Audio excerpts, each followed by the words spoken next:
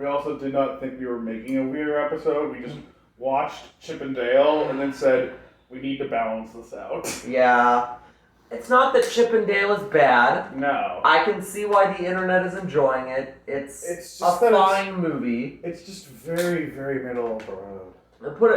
Let's put it this way. If this movie was not a Chip and Dale movie, the water bottle is in the way of me, I feel. If this movie was not a Chip and Dale movie, would that matter to anyone's enjoyment of the movie? I don't think it would. No. This could be a movie about a made-up pair of former action stars, detective characters who, this premise has been done before. Yes. Actors who play detectives having to solve an actual mystery. I can think of numerous things that have done that premise better. There's a great... Is that the premise of Barry?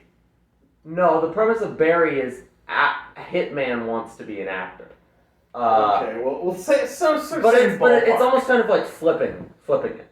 But I was thinking of there's this movie on Netflix that I watched years back called Mindhorn that is a pretty obscure movie about a very British movie about this guy who played like a pulpy like almost kids detective show character who's now like a washed up kind of BoJack-esque actor who like isn't doing anything anymore, and then he has to solve an actual mystery.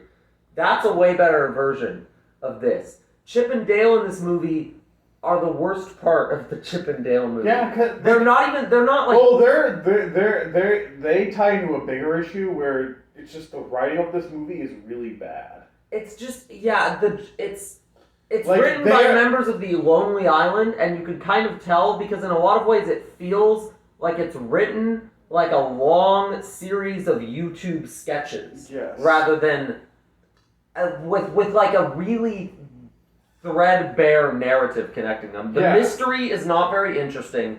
They figure out the answer to the mystery like in the very first scene. Comparing it to Who Framed Roger Rabbit, which we'll talk about in a little bit. There's like Who Framed Roger Rabbit has such a solid, well put together noir storyline. Who killed X? Chip and Dale has there was never a moment where I was really trying to solve the mystery. I was just enjoying the quirkiness of the world, because basically the common thread is both movies are doing like cartoon characters exist in real life, but Chip and Dale is taking a much more modern referential approach to it, but it's also not just shoving references down your throat. There's some creativity to how the references are put in, like the whole Uncanny Valley section where they're going to investigate this like sketch area of the town. Best thing about this movie are all the visual gags. Yeah, all the best gags are visual because the writing is not as good as the visual comedy concept idea. Yeah, there's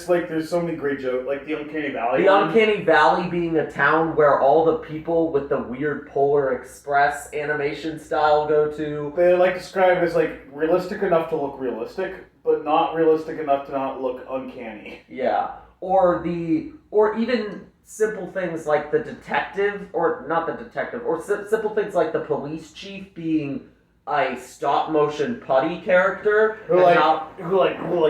and because he's made of like rubber, he'll like cut pieces off of himself or like stretch his body. Yeah, which minor spoilers here if you care. Jump forward like 30 seconds and we'll be done talking also about he's played by J.K. Simmons. Yeah, he's played by who even though this character gets like nothing, still manages to kill it. Well, he kills it because, spoiler that I was going to talk about, he becomes a twist and villain halfway through. They're literally like, I know! The oldest cliche in the book! Well, but that's like, he takes the kind of hokey, self-referential writing and makes it sound funnier than it is. Yeah. And the fact that he's like this rubber putty guy makes the fight scene between him and the one live-action human character, who's like a lower-level cop who is really not... Her performance is not very good. No, you can tell she's interacting with nothing but green screens. I think that's the problem. Is this movie also doesn't, like we said, the visual gags are good. The movie doesn't look very good. No. Chip, like all the 2D characters look awkward because they did this weird cell shading, like... Well, because Chip, because all of the Rescue Rangers, they're not actually 2D. They're cell-shaded 3D. Because... Which doesn't look bad on its own. But the problem is Disney doesn't have any of their amazing 2D animators left. So what they have left making this straight-to-streaming movie are their, like, CGI B team. So it never looks as good as, like, Who Framed Roger Rabbit or even Looney Tunes Back in Action. No. Like...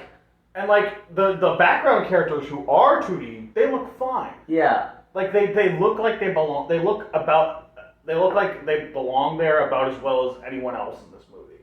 But it's just like something about the way that the main characters are animated is just very, very bizarre. Yeah, it just doesn't like look great. So it's like it's cool to see all these melding of all these different styles. I mentioned, but when it doesn't, it reminds me of like not like the recent 3D anime trend, but like the old 3D anime trend, like when 3D anime was first starting to come out. Yeah. When like they didn't understand how to do 3D anime, so they just used all the old anime techniques and like old anime style without understanding that doesn't translate they're well trying into to 3D. ape the Disney. So the way this works is Chip is in 2D.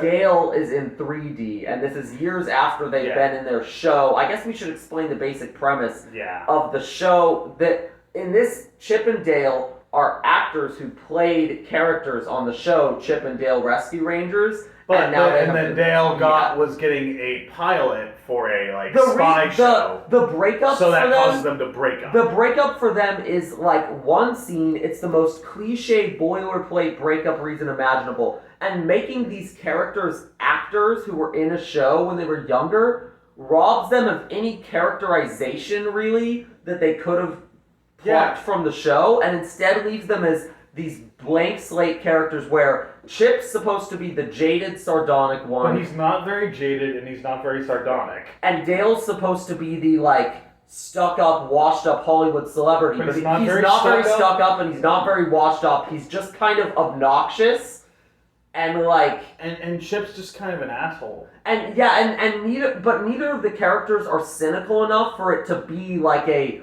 BoJack type washed up, or even this character from Mindhorn, this other movie I've seen. They're not even as jaded or washed up as he is. It's like Disney is afraid to give these characters actual flaws. They just want to give them like implied flaws. Yeah, and together they just kind of go on this detective story that feels very Detective Pikachu, but less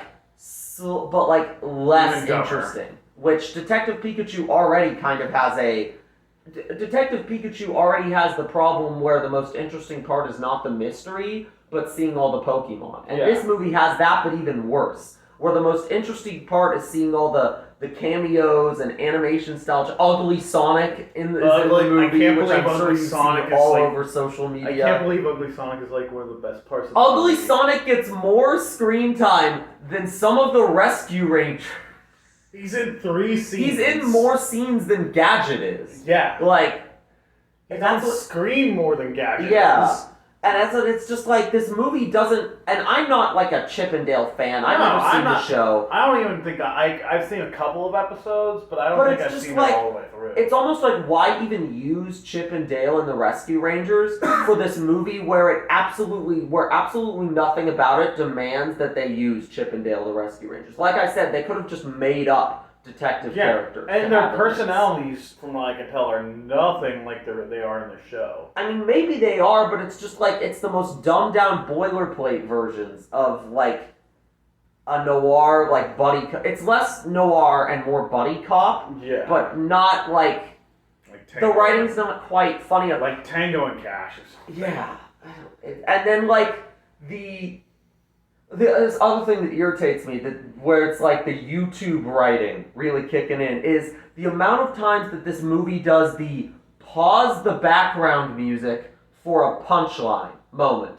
That can be really funny when it's done right, This movie does it for like I think there's half one its every joke. scene. There's one like every scene, and it starts to become, okay, this is just a laugh track without a laugh track. Yeah. Like, you're setting me up to laugh at something that usually isn't very funny. Usually it's a lame quip. It really highlights the like Marvel quippiness of this movie. I like the one joke where it's like Seth Rogen meeting all the other Seth Rogen characters. Okay, it's funny because that joke seems so bad in the trailer. It's Seth Rogen, Lion King Warthog, interacting with Seth Rogen, Axe Warrior from the Uncanny Valley, who's actually like the henchman of the bad guy. Yeah. But then the joke actually is funny in the movie because like 2 more animated Seth Rogen and then, like, characters 2 pop more up, after that. and it's just like, oh, all right, okay, that's and then pretty it funny. says with them all laughing at him. But even these, they all laugh. But again, even these jokes that are funny, they don't add any substance to the movie. This is an extremely substanceless movie, even more so than like Marvel movies. It's not substanceless to the point of being awful, like Space Jam 2. Yeah. Space Jam 2 is still the absolute bottom of the barrel for ad movies. It's like Space Jam 2, then like Wreck-It Ralph 2. Yeah, well, is Wreck-It Ralph 2? I don't think Wreck-It Ralph 2 is Ralph 2 lower isn't than Space bad. Jam 2, but It's just a complete insult to Wreck-It Ralph 1. Yeah. And I would argue Space Jam 2 is not as much of an insult because Space Jam 1 is not as good as Wreck-It Ralph is. So it's not as much of a quality drop. But anyway, we've already talked about Space Jam 2 plenty. This is just, we're going through the cavalcade of these other animation live-action hybrid movies that are all better than Space Jam 2. But Chip and Dale is the worst. Chip and Dale is 5 out of 10. Yeah. In its truest 5 form. out of 10. This movie is 5 out of 10 personified. Yeah. There are parts of it that work. There are parts of it that really don't. There are good jokes. There's cool parts ideas. of it that just fall in the middle. And then if you all average it out, it's all just right. I've already kind of forgotten a lot of the movie, and I will continue to forget it. What about Peter Pan as the villain? Grown up old man. Why is he grown up? I didn't know the animated characters grew up. Even though the other animated characters don't Seem to grow up. Yeah, at one point they run into a lost boy, and he hasn't grown up. It's like, what? So did he just choose to grow up? Did he think he was going to get better roles if he tried growing up? He gives a ham-fisted backstory monologue that is so, like, bare bones, like, we need to get to this. The whole movie feels like, plot-wise, like, we need to get to this point in the story. This point. Like, they set up the basic structure of the plot and then forgot to add the meat that because they were out. too busy adding jokes, which range from kind of funny from falling flat funny. to most of the best jokes are visual gags rather than dialogue that was added in. Like, I can't remember what exactly it is, but like, yeah, I remember there's like a weird visual gag, like, I think in like the scene where like Chip or Dale are introduced. Yeah, man, I see it. That's what I've already forgotten, most of the visual gags, which is not a good sign. Like, there's just not much to... This movie's going to be internet buzz for like 3 weeks, and by the time I upload this Fear podcast, it will not be internet buzz anymore. Yeah. Because we continue to not be in the algorithm. I mean, I wouldn't want Chip and Dale to be the thing that gets us in the algorithm anyway. Sam. Like, the fact that it's a straight to streaming movie is perfect because this movie is enjoyable enough that if you have a night in and you're looking for something to watch, might as well put it on. And you have Disney Plus, might as well put it on. But if this was a theatrical movie, I could not recommend that you go see it. Yeah. I would not recommend that you would go see it. There are better uses of your dollar than watching this movie in theaters. Yeah. Like, for instance... it's funny, from the trailers of Chip and Dale, I thought it was either going to be awful. You thought it was going to be awful. I thought it had a chance of being good. It ended up being like in this... the thing I did not think it was going to be was mediocre. The trailers made it look either really bad or really good, and it ended up just being like right in the middle. Also, a lot of the best like jokes or things were kind of spoiled by trailers. So like the Uncanny Valley thing was frequently in the trailers. The main villain, like, was in the main villain saying, "I was always more of an Alvin and the Chipmunks fan." Yeah, even his scheme to like combine characters together to make like the bootleg movies aspect wasn't spoiled, which is a fun like aspect of the plot of like, oh, bootleg movies in this universe are just cartoon trafficking. that was funny. But like even the like molding of the characters together at the end to create like a big monster was like that was in the trailer. Yeah. In some of the trailers. And that's what it's just that shows how substanceless the movie is, that the trailers had to rely on a significant amount of the movie's visual gags just to like market the movie. I will say the marketing didn't spoil Ugly Sonic. The internet did that. Yeah. The internet did that with constant everywhere on my Ugly feed. Sonic Every scenes? Ugly Sonic scene in Chip and Dale Rescue Rangers. Every 100 plus this is the perfect YouTuber movie. Yeah. That's why it's blowing up on YouTube. It's perfect for YouTubers. It's not like the perfect. It is kind of the perfect ad movie, but more than that, it's just the perfect YouTube algorithm. Okay, wait. There's one really good joke we forgot to mention. The Muppet going. Oh "I'm a yeah. cop." Okay, the Muppet. That whole sequence of the movie. This is weirdly enough. This is a common element between this and like a lot of the stuff we watched for the last episode of the Fear podcast, like the anime episode we were doing, where this movie has the shared with like a lot of those movies we were watching, where it just kind of gets more bland the longer it goes on. Yeah. Like it's kind of fun when they're investigating and they're talking to this Muppet who's like, I'm a Muppet. After they meet Sweet Pete, they're like, Sweet Pete. they know who the villain is. He what his plan explains is. everything. Like So all they mystery. have to do now is just catch him. Yeah. Because it's not a very well structured mystery story because the writing is so point A to point B bare bones.